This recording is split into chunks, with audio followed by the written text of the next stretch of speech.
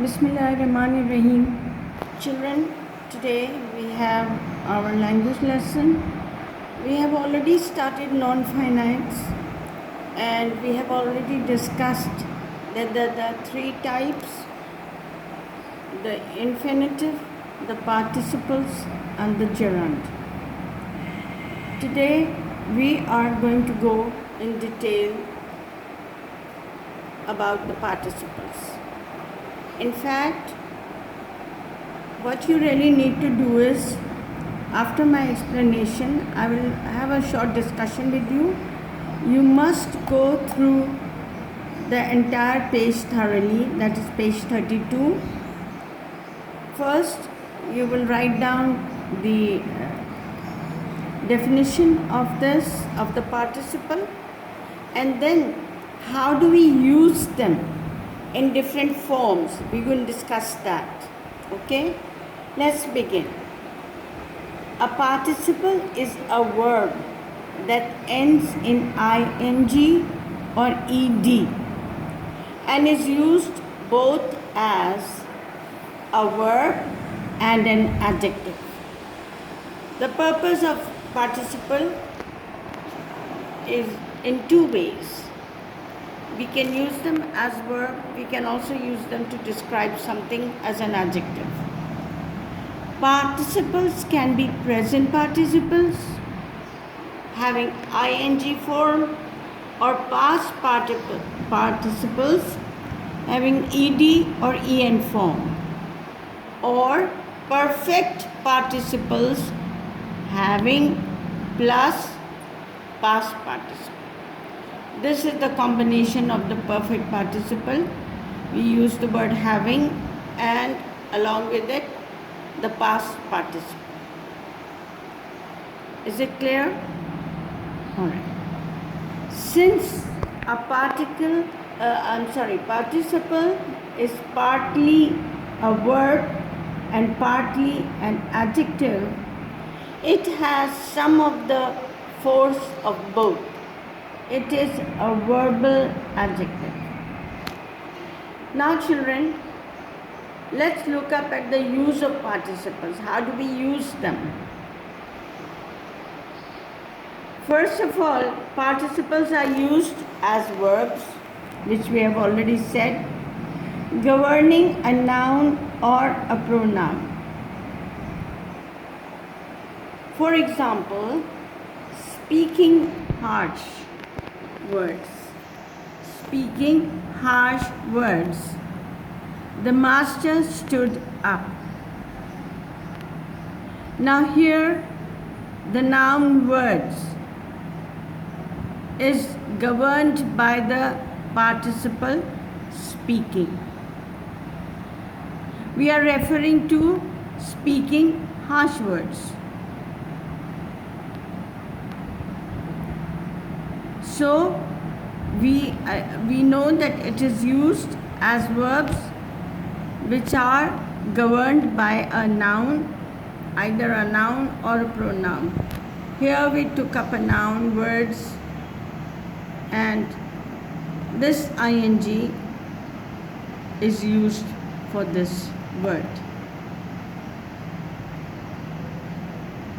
Now number 2, principles like verbs can be modified by adverbs, such as, again highlighting the word speaking, but here we are using an adverb along with it. Speaking loudly. How did he speak? Loudly. Some harsh words. The master stood up. The adverb loudly modifies the participle speaking. Here it was governed by a noun. Here it is modifying the participle speaking. The third use, participles are used like adjectives qualifying a noun or a pronoun. describing something, right? Having spoken. Having spoken, the master stood up. The principal having qualifies the noun master. The fourth,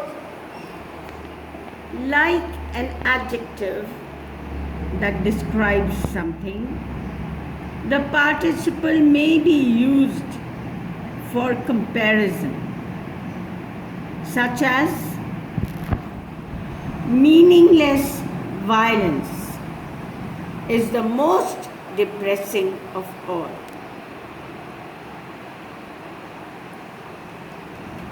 What is it? Meaningless violence, having no sense in it, is the most depressing of all. The participle, this is the participle with ing in it.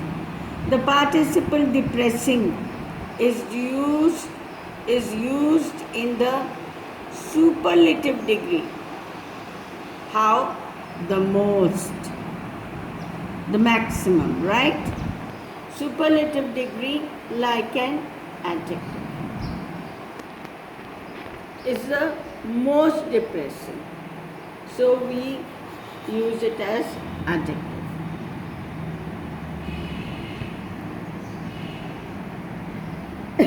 Excuse me.